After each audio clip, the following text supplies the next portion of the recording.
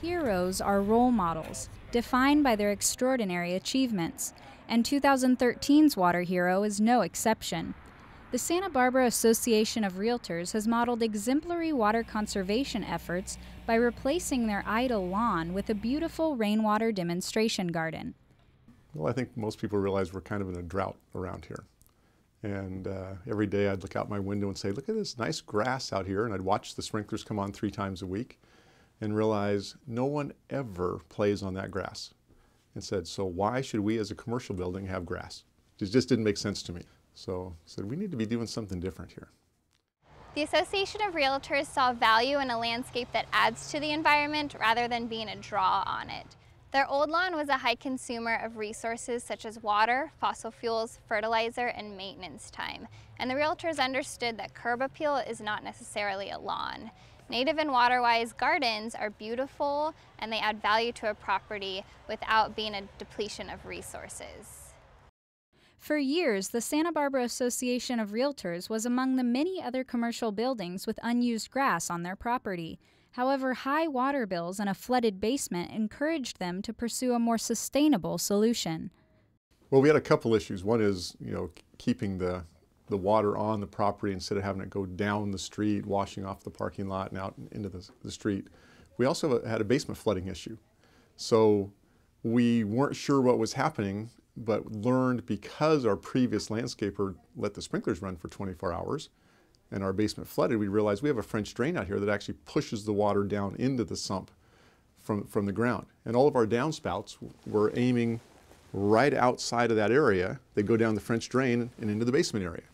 So we've now, with Daniel Wilson's help, directed all of our downspouts out to the front, put in bioswales, and now we can just recirculate that water down into the ground and not flood our basement and help the water table here in Santa Barbara at the same time. What we did essentially was we rehung some of the gutters. So instead of pitching towards the side yard, we pitched them towards the front yard.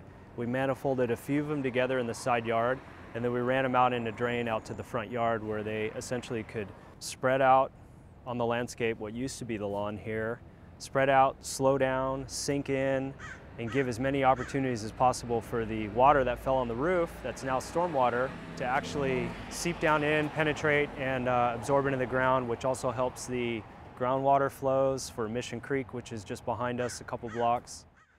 This demonstration garden features a variety of native plants, as well as a dry creek bed that will act as a natural filter for pollutants when it rains.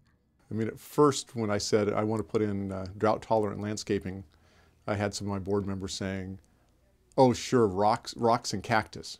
I said, no, that's not what it's going to be. It'll be native plantings, it'll be things that should naturally be growing in this kind of environment. And now that it's in, they're all bragging about the fact that they've made the decision to do this. So it's gone very well, and every time I'm looking out the window, it seems like there's somebody just stopping and looking and saying, wow, look at that. We've got some new and exciting. And I'm not sure if people are hearing about it from the realtors and intentionally coming by, but I have people sometimes drive up, stop, take a look, and then get back in their car and drive away. So they're intentionally coming here just to take a look at it.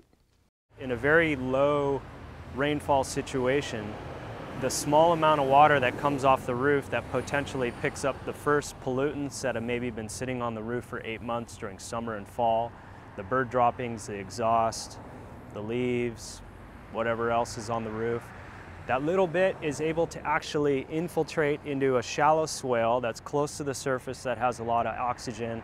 There's a lot of bacteria and fungi in that top layer of the soil that actually eats all the pollutants. And so it's like a little mini wastewater treatment plant that's totally not technical, no batteries, no power, no supervision needed. Essentially just sort of works on its own. And then in the really heavy rain situations where there's a lot of water and that water is not polluted because it's raining heavily, there's overflow areas where there's what we see is this cobble swale, but underneath in 2 of the areas is actually some pretty substantial basins that go down approximately 2 feet that are lined with weed block fabric so weeds don't grow in them, and they're filled with really coarse cobble to act as a large volumetric chamber, like a leaky tank. So water can go in like a rainwater cistern, but it leaks right out the bottom and absorbs into the soil.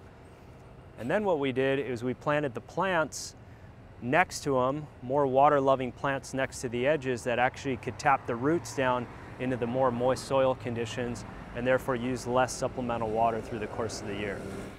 In addition to substantially lowering water and resource consumption, the garden has also considerably reduced maintenance.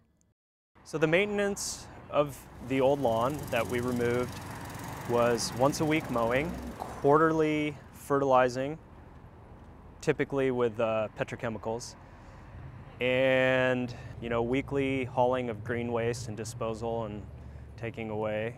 And what we're looking at now is maybe quarterly coming in here and spending a couple hours just doing a little bit of nip and tuck pruning for shaping.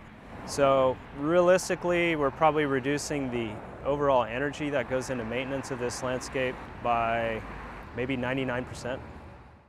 By replacing their lawn with a water-wise landscape, the Santa Barbara Association of Realtors hopes to educate and inspire their clients to do the same, while also providing a great rainwater demonstration garden for the community. There's some things that we need to do too to let them know that there's alternatives to grass when you do need kids playing on them. There's different plantings. We just recently put in a backyard in with Diamondia as an example. And we were out playing football on it the other day with the grandkids, and it's holding up just fine.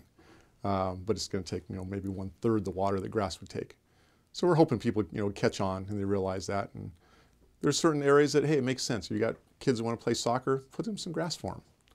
But how many people around here have kids playing on the grass on these beautiful manicured lawns that they're running their lawnmowers every week, using that fuel and throwing out that pollution, and then just taking the water. Boy, I drive by Lake Cachuma and I'm thinking, how in the heck can we be all watering our grass with this wonderful potable water we have? Not only is this potentially a demonstration garden and interpretive educational site for a cross-section of realtors throughout the south coast of Santa Barbara, but there's an international school next door. This is a busy downtown corridor. There's a lot of projects happening, past, present, and future. So with the amount of pedestrian foot traffic that comes through here, the cars that pass by all the time, and then certainly the realtors that are members here of the Association of Realtors, this is just such a phenomenal opportunity to really share a good message that we can save water and still have a beautiful landscape. Water conservation is a way of life here in Santa Barbara. Because we live in a semi-arid climate, the water we save we rely on for the dry years. Each one of us can make a difference when it comes to saving water, and for many of us, the biggest difference is right in your front yard.